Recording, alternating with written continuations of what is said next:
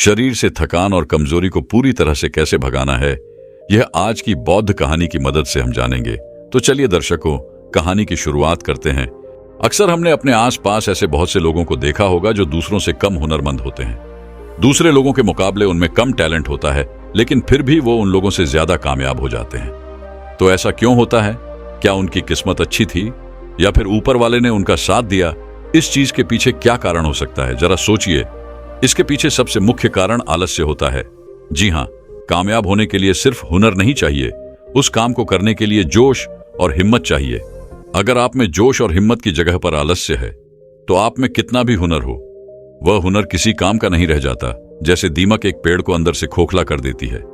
एक बार की बात है, एक आलसी आदमी बुद्ध के पास आकर कहता है कि हे बुद्ध, मैं अपने आप से बहुत परेशान हूं। मैं बहुत ही आलसी आदमी हूं, इसलिए सब लोग मुझे ताने देते रहते हैं। क्या आपके पास कोई ऐसा मार्ग है जिससे मेरा आलस्य दूर हो सके? यह सुनकर बुद्ध ने कहा कि तुम्हें कैसे पता कि तुम आलसी आदमी हो? इस बात का उत्तर देते हुए वह आदमी बोला कि हे बुद्ध, सब लोग मुझसे कहते रहते हैं कि तू बहुत आलसी आदमी है, तुझसे कोई काम ठीक से नहीं होता, तू हर काम को टालता रहता है और भी न जाने क्या क्या बातें कहते रहते हैं। यहां तक कि मेरे परिवार के लोग भी मुझे आलसी आदमी कहकर पुकारते हैं। यह सुनकर बुद्ध उस आदमी से पूछते हैं कि तुम्हारे पास आलसी होने का कोई प्रमाण है? क्या तुम यह सिद्ध कर सकते हो कि तुम एक आलसी आदमी हो? यह सुनकर वह आदमी कहता है कि हे बुद्ध, मैं कभी भी सुबह जल्दी नहीं उठ पाता और हर काम को टालता रहता हूं। मुझे लगता है कि आलसी होने के लिए यह प्रमाण काफी होगा।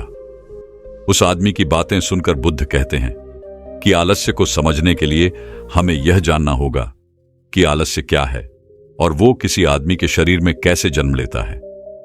अगर कोई आदमी किसी काम में पूरा मन नहीं लगा पा रहा, उसमें उस काम के प्रति जोश नहीं है, उत्साह नहीं है, तो उसका कारण आलस्य होता है। आलस्य जोश और उत्साह का विपरीत होता है।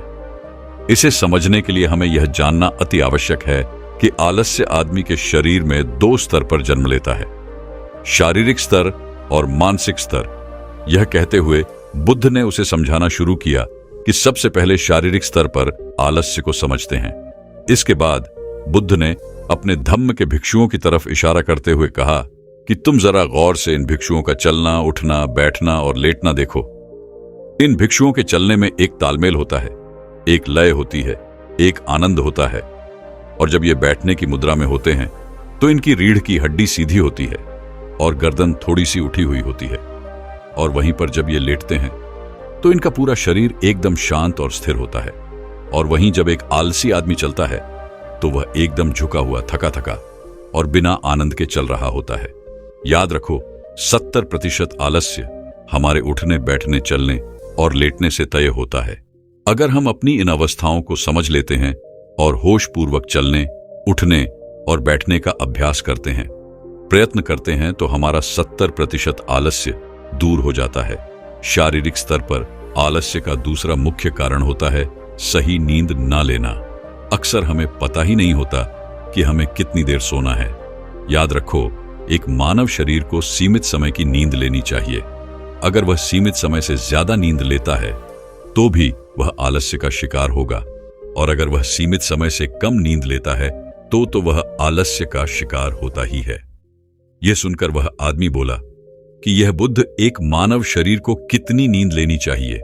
इसको उत्तर देते हुए बुद्ध ने कहा कि एक मानव शरीर को 6 से 8 घंटे की नींद लेनी चाहिए।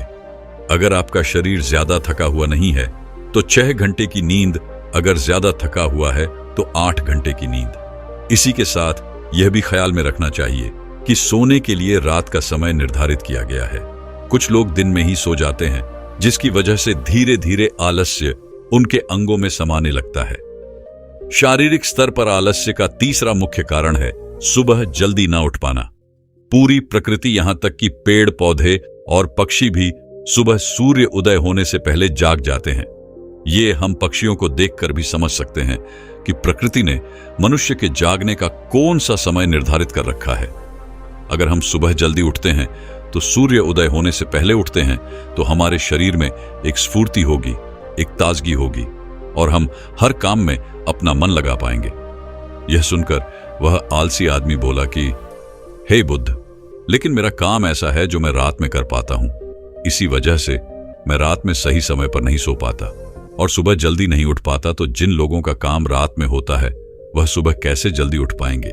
यह सुनकर बुद्ध कुछ सोच विचार करते हैं और उसके बाद कहना शुरू करते हैं कि जिन लोगों का काम रात में होता है उन्हें अपना काम पूरा मन लगाकर करना चाहिए, और यदि ऐसे लोग रात में काम करके दिन में भी सोते हैं और सीमित समय की नींद लेते हैं तो वे भी आलस्य से बच सकते हैं। लेकिन रात में जितनी गहरी नींद आती है उतनी गहरी नींद दिन में नहीं आ पाती, क्योंकि दिन में शोर शराबा ज्यादा होता है जिससे आदमी गहरी नींदरा में नहीं जा पाता। इसीलिए जो आदमी दिन में सोता है उसे कुछ ऐसी व्यवस्था करनी चाहिए जिससे बाहर का शोर शराबा उसकी नींद में बाधा ना बन सके। इसके लिए वो अपने कानों में रुई वगैरह ढूंढकर लगा सकते हैं जिससे बाहर की आवाज उसके कानों में ना पड़े और वो गहरी नींदरा ले पाए। शारीरिक स्तर पर आलस्य का अगला मुख्य कारण होता है भोजन। सही समय पर और सही भोजन करना शरीर के लिए अति आवश्यक होता है। कुछ लोग ऐसा भोजन करते हैं जिसमें कोई जान ही नहीं होती। अब आप ही सोचिए, जिस खाने में जान ही नहीं है, जिस खाने में ऊर्जा ही नहीं है, वह खाना आपके शरीर को ऊर्जा कैसे दे सकता है? और अगर इंसान ऐसा खाना खाएगा तो उसका शरीर किसी भी काम को करने में प्रतिरोध करेगा ही।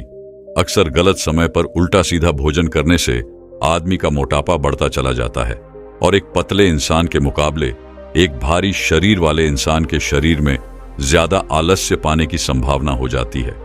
इसीलिए ऐसा भोजन करो जो प्रकृति से सीधा प्राप्त हो रहा हो, जिसमें कुछ ऊर्जा हो। यह सुनकर उस आदमी ने कहा कि हे बुद्ध, शारीरिक स्तर पर तो आलस्य को मैं समझ गया हूं, लेकिन मानसिक स्तर पर आलस्य क्या होता है? इसका उत्तर देते हुए बुद्ध कहते हैं कि इंसान को अपने जीवन में बहुत सारी नाकामयाबी मिलती है। जब वह नाकामयाब होता है, किसी काम को पूरा नहीं कर पाता, तो उसका जोश और उत्साह अगले काम को करने के लिए ठंडा पड़ता जाता है। जब भी वो किसी नए काम को शुरू करता है तो उसका पिछला काम उसके मन को प्रभावित करता रहता है।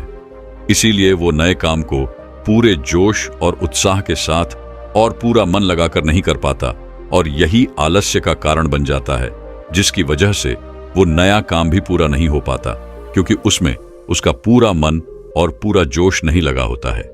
इसके लिए हमें यह समझना जरूरी होता है कि जो पिछला काम हमारा पूरा नहीं हो पाया, उससे भी हमें बहुत कुछ सीखने को मिला है। उससे हमें एक अनुभव मिला है जो हम अपने नए काम में लगा सकते हैं। तो पिछले काम के प्रति नकारात्मक नजरिया रखने की बजाय सकारात्मक नजरिया रखेंगे तो आलस्य हमारे मन में नहीं आएगा। मानसिक स्तर पर आलस्य का दूसरा मुख्य कारण होता है लक्ष्य का स्पष्ट ना होना। यह कहकर बुद्ध उस आलसी आदमी से सवाल करते हैं कि मान लो यदि तुम किसी जंगल में फंस गए हो और तुम्हारे पास खाने पीने के लिए कुछ भी नहीं है, तो तुम क्या करोगे? वह आदमी कहता है कि हे बुद्ध, मैं जिंदा रहने के लिए उस जंगल में खाने पीने का सामान ढूंढूंगा। यह सुनकर बुद्ध कहते हैं कि अगर तुम्हें फिर भी खाने पीने का सामान नहीं मिलता, तो इसका जवाब देते हुए वह आदमी कहता है कि हे बुद्ध, तुम्हें किसी भी तरह किसी भी कीमत पर उस जंगल से बाहर निकलने का पूरा प्रयास करूंगा। यह सुनकर बुद्ध कहते हैं कि चूंकि वहां पर तुम्हारा लक्ष्य स्पष्ट है, इसीलिए तुम्हारे शरीर में कोई आलस नहीं आएगा। उस समय तुम्हें पता होता है कि तुम्हारे शरीर के लिए अभी सबसे ज्यादा जरूरी खाना पीना ढूंढना है। अगर तुम नहीं ढूंढोगे तो तुम मर जाओगे, और जब तुम्हारा लक्ष्य स्पष्ट होता है तो आलस तुम्हारे मन में आ ही नहीं सकता। लेकिन हमारे दैनिक जीवन में हमारा लक्ष्य स्पष्ट नहीं होता है, जिसकी वजह से हमारे मन की ऊर्जा इधर उधर बिखरती रहती है। अगर हमारा लक्ष्य स्पष्ट होगा तो कोई आलस, कोई ताकत हमें हमारा लक्ष्य प्राप्त करने से नहीं रोक सकती। और इसी तरह अगर किसी काम को करने की हमारे पास कोई ठोस वजह नहीं होती, तो भी हम उस काम को टालते रहते हैं। उस काम को करने का हमारा मन ही नहीं करता, क्योंकि हमारे मन में यह बात समाई होती है कि इस काम को करके कुछ फायदा तो होगा नहीं। इसीलिए किसी काम को करने के लिए उसकी ठोस वजह जानना बहुत जरूरी होता है। बहुत सारे लोग व्यायाम करने की अहमियत नहीं समझते हैं, क्योंकि वो इसकी वजह नहीं देख पा रहे हैं। वो सोचते हैं कि व्यायाम करने से क्या फायदा, लेकिन जो आदमी दूरदर्शिता रखता है, जो यह देख पाता है कि अगर मैं आज व्यायाम नहीं करूंगा तो भविष्य में मेरा शरीर कितने रोगों से ग्रस्त हो सकता है, तो ऐसे आदमी के पास स्पष्ट लक्ष्य भी होता है और ठोस वजह भी होती है। और इसीलिए वो लोग व्यायाम भी करते रहते हैं। मानसिक स्तर पर आलस्य का अगला मुख्य कारण होता है आलसी लोगों का साथ। अक्सर कुछ लोग आलसी नहीं होते, लेकिन उनके आसपास के लोग आलसी होते हैं। अगर आपकी संगति में आलसी लोग भरे हुए हैं तो आप भी उनकी तरह हो जाएंगे। आपका भी मन काम करने से भागने लगेगा। आलस्य एक छुआछूत की बीमारी की तरह होता है। जितने ज्यादा आलसी लोगों से आप घिरे हुए हैं, आपका मन उतने ही आलस्य को पकड़ लेगा। मानसिक स्तर पर आलस्य का अगला मुख्य कारण है किसी भी काम को टालते रहना। कुछ लोगों की आदत होती है काम को टालते रहना। आज का काम कल पर, कल का काम परसों पर। हमें यह महसूस भी नहीं होता कि धीरे धीरे यही हमारी आदत बन जाती है, और यह काम को टालने की आदत धीरे धीरे आपको आलसी बना देती है। इसीलिए किसी भी काम को कल पर मत डालो। और उस सबसे आखिर में बुद्ध ने कहा कि किसी भी काम को करने के लिए आपके पास उम्मीद होनी चाहिए, उत्साह और जोश होना चाहिए। हर काम को नया काम समझकर करना चाहिए। इसके बाद बुद्ध ने उस साल से आदमी से कहा कि याद रखना, अगर तुम्हारे पास कोई स्पष्ट लक्ष्य है और उसे करने के लिए तुम्हारे पास कोई ठोस वजह भी है, तो दुनिया की कोई ताकत तुम्हें वह काम करने से नहीं रोक सकती। दोस्तों, जीवन में अगर कुछ हासिल करना है तो हमारे पास सिर्फ आज का ही समय है। ये मत सोचो कि कल आएगा। यह मानकर चलो कि हमें जीने के लिए सिर्फ ये 24 घंटे मिले हैं। इन 24 घंटों में मरने से पहले मैं क्या कर सकता हूं, यह समझ लीजिए कि एक एक सेकंड मिलकर 1 मिनट बनता है, और एक एक मिनट मिलकर 1 घंटा बनता है, और घंटे दर घंटे एक पूरा दिन बनता है। तो हमारे लिए सबसे ज्यादा जरूरी वो सेकंड है जिनसे पूरा दिन बना हुआ है। इसीलिए अपने किसी भी सेकंड को बर्बाद मत करो, क्योंकि एक बार जो घड़ी बीत गई वो वापस लौटकर कभी नहीं आती। जो सोवत है वह कौवत है जो जागृत है। सो पावत है जल्दी जो सो गए, और जल्दी जो जागे दुनिया की दौड़ में रहे सबसे आगे। दोस्तों, यह सब तो आपने सुना होगा कि हमें सुबह जल्दी उठना चाहिए, लेकिन हम में से कितने लोग हैं जो सुबह जल्दी उठते हैं? आखिर क्या लाभ है सुबह जल्दी उठने से, और क्या नुकसान है देर रात में सोने से? और हमें सुबह जल्दी उठकर कौन से कार्य करने चाहिए और कौन कौन से कार्य नहीं करने चाहिए? एक नगर के बाहर जंगल में एक बौद्ध भिक्षु अपनी कुटिया बनाकर रहते थे। वो बौद्ध भिक्षु बहुत ही बड़े आत्मज्ञानी थे। वो लोगों को ज्ञान और ध्यान की शिक्षा दिया करते थे। वो नगर नगर भिक्षा लेने जाते और लोगों को उपदेश देते। ऐसे ही एक दिन वह एक नगर में सुबह सुबह भिक्षा लेने के लिए पहुंच जाते हैं। जब वह उस नगर में पहुंचे तो वहां के लोग अधिकतर सोए हुए थे। उनको देखकर बहुत से लोग उनसे यह कहने लगे कि आपको सुबह सुबह कोई काम नहीं है क्या, जो सुबह सुबह दीक्षा लेने आ जाते हो? लेकिन वो तो बौद्ध भिक्षु थे। उनका जो नित्य काम था वो तो उस काम को कर रहे थे, और बहुत से लोग उन्हें सुबह सुबह आया देख बहुत ही प्रसन्न हो जाते हैं और उनके उपदेश को सुनने के लिए उनके पास इकट्ठा हो जाते हैं। वो बौद्ध भिक्षु एक वृक्ष के नीचे बैठकर सभी लोगों को उपदेश दिया करते थे। एक दिन जब वो लोगों को उपदेश दे रहे थे तो सभा में से एक युवक उठा और उनसे बोला कि महाराज, आप हम सभी लोगों को कहते हैं कि हमें सुबह जल्दी उठना चाहिए, लेकिन सुबह जल्दी उठने से होता क्या है?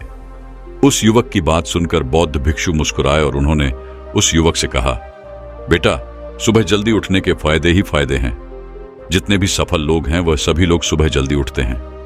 महात्मा गौतम बुद्ध स्वयं सुबह जल्दी उठ जाते थे, और जितने भी आर्षि महाआर्षि हुए हैं सभी लोग सुबह जल्दी ही उठते थे, क्योंकि इस समय वातावरण में सकारात्मक ऊर्जा भरी रहती है। और सुबह उठने पर जब ये ऊर्जा हमारे अंदर की ऊर्जा से मिलती है तो हमारे मन में अच्छे विचार आते हैं और हमारा मन उत्साह से भर जाता है, और उस ऊर्जा के साथ हम किसी भी कार्य को सफलतापूर्वक कर सकते हैं। उस समय उस कार्य को करने की संभावना बढ़ जाती है। सुबह उठने का सबसे अच्छा समय होता है ब्रह्म मुहूर्त का। ब्रह्म मुहूर्त और प्रकृति का गहरा नाता है। इस समय सभी पशु पक्षी जाग जाते हैं, उनका मधुर स्वर सुनाई देता है, कमल का फूल खिल उठता है, मुर्गे बाग देने लगते हैं। मेरे कहने का मतलब यह है कि ब्रह्म मुहूर्त में पूरी प्रकृति जाग जाती है, और जब प्रकृति जाग जाती है और हम सोते रहते हैं तो हम किसी भी चीज का आनंद नहीं ले सकते। यह प्रकृति भी हमें उठने का संदेश देती है और कहती है कि उठो और अपने दैनिक कार्य में लगो। सुबह जल्दी उठने से हमारी बुद्धि अच्छी होती है, हमारा शरीर स्वस्थ रहता है, हमें लंबी आयु प्राप्त होती है। जो व्यक्ति सुबह जल्दी उठता है उसका शरीर कमल की तरह सुंदर हो जाता है। सुबह जल्दी उठने से व्यक्ति की आयु तो लंबी होती है, साथ ही साथ उसे किसी भी प्रकार की कोई बीमारी नहीं होती है। हमारे वेद ग्रंथों में लिखा हुआ है कि सूर्योदय होने से पहले हमें शौच स्नान आदि कर लेना चाहिए और भगवान की भक्ति करनी चाहिए। सूर्योदय से पहले उठने वाले व्यक्ति की बुद्धि तीव्र हो जाती है, इसीलिए कोई भी बुद्धिमान व्यक्ति इसे सोकर व्यर्थ नहीं करता है। सुबह जल्दी उठने वाले व्यक्ति सबसे सुखी और ऊर्जावान बने रहते हैं, और जो व्यक्ति देर तक सोता रहता है उसका जीवन निराशा से भरा रहता है। सुबह के समय वायु एकदम स्वस्थ रहती है और ये हमारे लिए बहुत ही लाभदायक होती है। सुबह के समय सभी मंदिरों के पथ खोल दिए जाते हैं, सभी मंदिरों में पूजा अर्चना शुरू हो जाती है, क्योंकि सुबह सुबह जल्दी किया गया काम, पूजा अर्चना, आरती शुभ माना जाता है। सुबह सुबह किया गया काम सबसे सर्वोत्तम होता है। सुबह जल्दी उठने से हमारा तनाव, चिंता, अनिद्रा, निराशा जैसी बहुत सी बीमारियां खत्म हो जाती हैं। सुबह के समय को अमृत बेला कहा जाता है। इस समय किए गए सभी कार्य सिद्ध होते हैं। सुबह 3 बजे से लेकर 5 बजे तक का समय सबसे सर्वश्रेष्ठ माना जाता है। इस समय में हम एक आग्रह और जागरूक रहते हैं। भगवान गौतम बुद्ध स्वयं कहते हैं कि ध्यान करने का सबसे अच्छा समय सूर्य उगने के 1.5 घंटे पहले का होता है, क्योंकि उस समय हमारा मन प्राकृतिक रूप से शांत रहता है, और यही समय होता है जब हमारे मन का अतीत से जुड़ाव बिल्कुल कम हो जाता है, और इस समय किसी भी काम में ध्यान लगाना बहुत आसान हो जाता है। और ध्यान और एकाग्रता हर काम में सफल होने की पहली शर्त है। हम अपने काम के प्रति जितने जागरूक रहते हैं उस काम में उतने ही सफल होते हैं।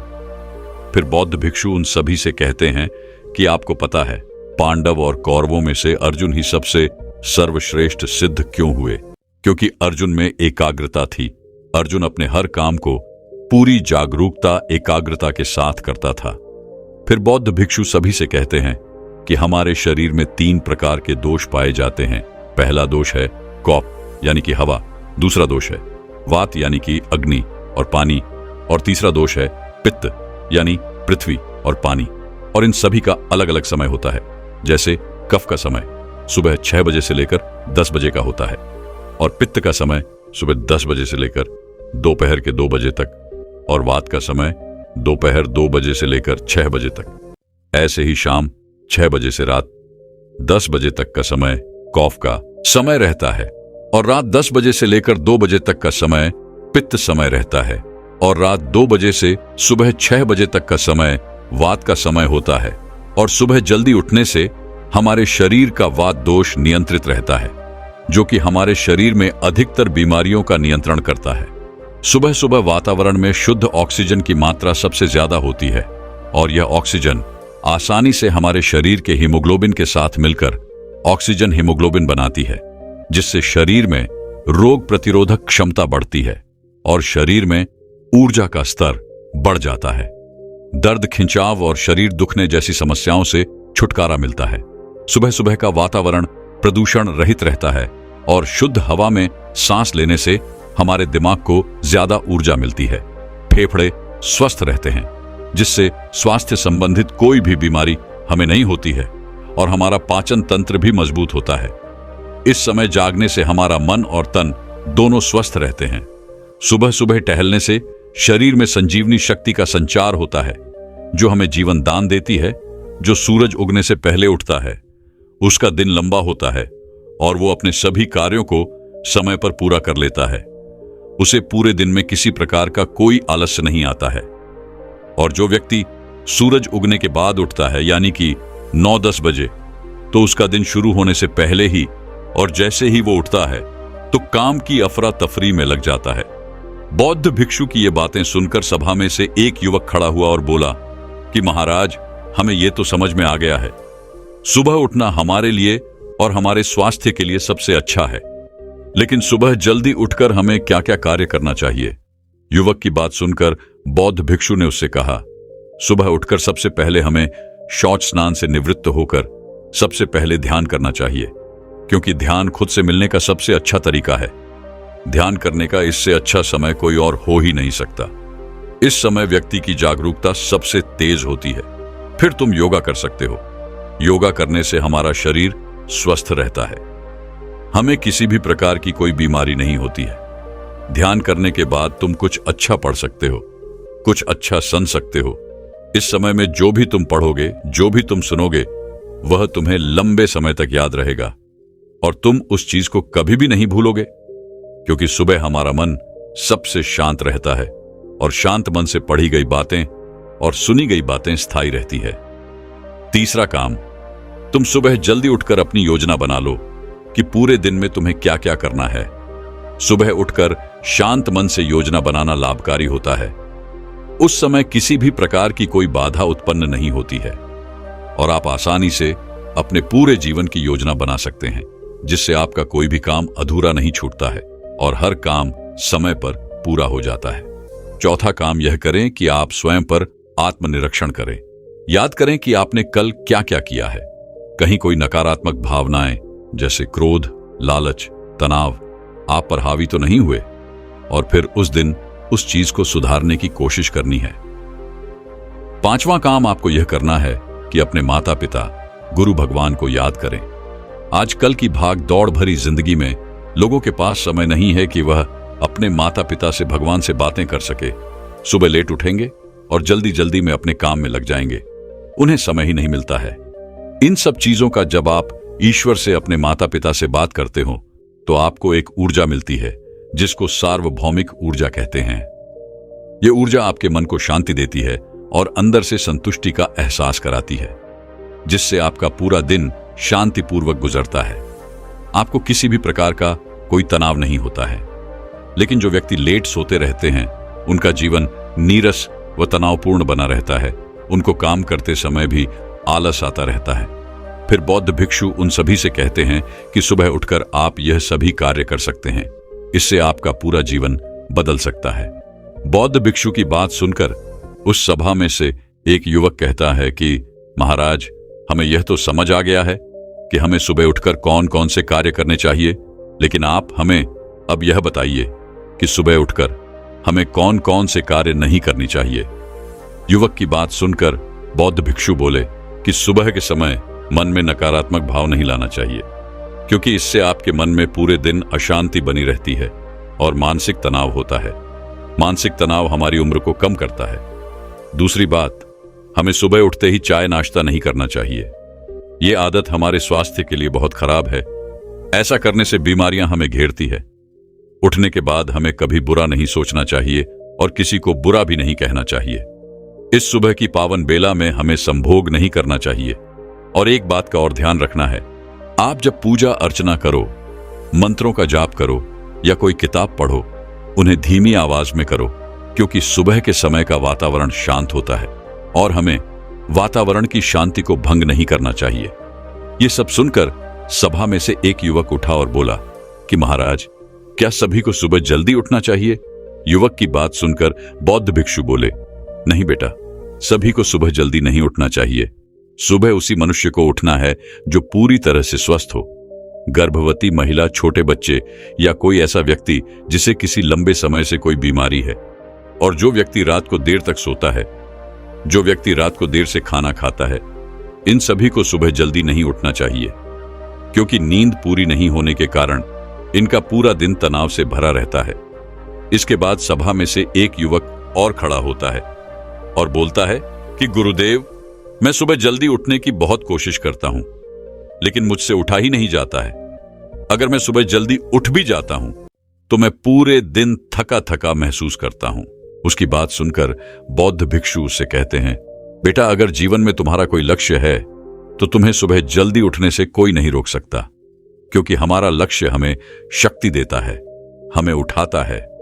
और जिसके जीवन में कोई लक्ष्य नहीं रहता है, उसके पास कोई वजह होती नहीं है। सुबह जल्दी उठने की पशु पक्षी भी अपने भोजन की तलाश में सुबह जल्दी उठ जाते हैं। शेर सुबह जल्दी उठकर अपना शिकार खोजता है। चिड़िया दाना लेने उठ जाती है। किसान खेतों में पहुंच जाते हैं। मंदिर के पुजारी मंदिर के पट खोल देते हैं। जब कोई युद्ध शुरू होता है तो वह भी सुबह के समय शुरू होता है। राजा भी शिकार करने के लिए सुबह सुबह ही प्रस्थान करता है। ये सभी काम सुबह करने पर आसान हो जाते हैं। जब जानवर सुबह अपने लक्ष्य के लिए उठ जाता है तो हम तो इंसान हैं, हमारा जीवन तो बिना लक्ष्य के हो ही नहीं सकता। बौद्ध भिक्षु उस युवक से कहते हैं, जब तुम्हें कहीं जाना होता है तब भी क्या तुम देर तक सोते रहते हो? बौद्ध भिक्षु की बात सुनकर वह युवक बोलता है, नहीं गुरुदेव, उस समय तो मैं सुबह जल्दी उठता हूं और काम के लिए निकल जाता हूं। फिर बौद्ध भिक्षु उससे कहते हैं, ऐसा इसलिए होता है क्योंकि हम रात को योजना बनाकर सोते हैं कि हमें कल कहीं जाना है। इसीलिए अपने लक्ष्य की योजना रात को ही बना लो, जिससे हमारे मन को संदेश पहुंच जाता है कि हमें सुबह जल्दी उठना है। और सुबह जल्दी उठने के लिए आपको रात में जल्दी सोना भी पड़ेगा। फिर वह युवक बोला कि गुरुदेव, यदि कोई पूरी रात काम करता हो तो वह सुबह जल्दी कैसे उठेगा? तब बौद्ध भिक्षु उस व्यक्ति से कहते हैं कि रात्रि में जो काम हम बहुत देर में करते हैं वह काम हम सुबह जल्दी उठकर कुछ ही घंटों में कर सकते हैं। रात्रि सोने के लिए होती है, ना कि जागने के लिए। हमारे शरीर में एक ऊर्जा का संचार होता है जो हमें सोने का संदेश देती है। अगर आप उस समय सोओगे नहीं और काम करोगे तो आप पूरे दिन तनाव में रहोगे, आपको पूरे दिन नींद आती रहेगी। फिर वह बौद्ध भिक्षु सभी से कहते हैं कि पूरे दिन की भाग दौड़ की वजह से हमें अपने खुद के लिए कभी समय नहीं मिलता है।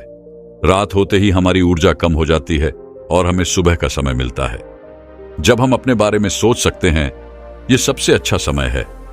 इस समय में आसपास के सभी लोग सो रहे होते हैं और चारों तरफ शांति होती है। और इस समय आप थोड़ा सा समय अपने लिए शांति से बिता सकते हैं। सुबह का समय एकमात्र ऐसा समय है जब आप महसूस कर सकते हैं कि सतयुग में रहना कैसा लगता है। यह बात सच है कि जो लोग सुबह जल्दी उठते हैं वह अपने जीवन में ज्यादा सफल होते हैं। फिर बौद्ध भिक्षु उन सभी से कहते हैं कि आप इसे कोई चमत्कार मत समझ लेना, यह बस सबसे अच्छा समय है अपने जीवन का, क्योंकि इस समय आप अधिक जागरूक रहते हैं और हमारा दिमाग सबसे ज्यादा शांत होता है। इसीलिए ऐसे समय में जब कोई काम करते हैं तो उसमें सफल होने की संभावना ज्यादा रहती है। फिर बौद्ध भिक्षु उन सभी से कहते हैं कि अगर आप देर से उठते हैं तो आप एकदम से अपना समय ना बदले। यदि आप सुबह 10 बजे उठते हैं तो पहले 9 बजे उठना शुरू कीजिए, फिर 8 बजे, फिर 7 बजे, फिर 6 बजे। ऐसे करते करते आप अपना समय धीरे धीरे बदले। एक साथ कभी भी अपना समय ना बदले। धीरे धीरे आप सुबह जल्दी उठना शुरू कर दोगे, लेकिन उसके लिए आपको जल्दी सोना भी होगा। फिर बौद्ध भिक्षु उन सभी से कहते हैं, इस सुबह की पावन बेला में उठकर अपने जीवन का आनंद लीजिए और अपने जीवन को ऊंचाइयों पर लेकर जाइए। दोस्तों, मैं उम्मीद करता हूं कि यह कहानी सुनने से आपके जीवन में अच्छे बदलाव आए होंगे।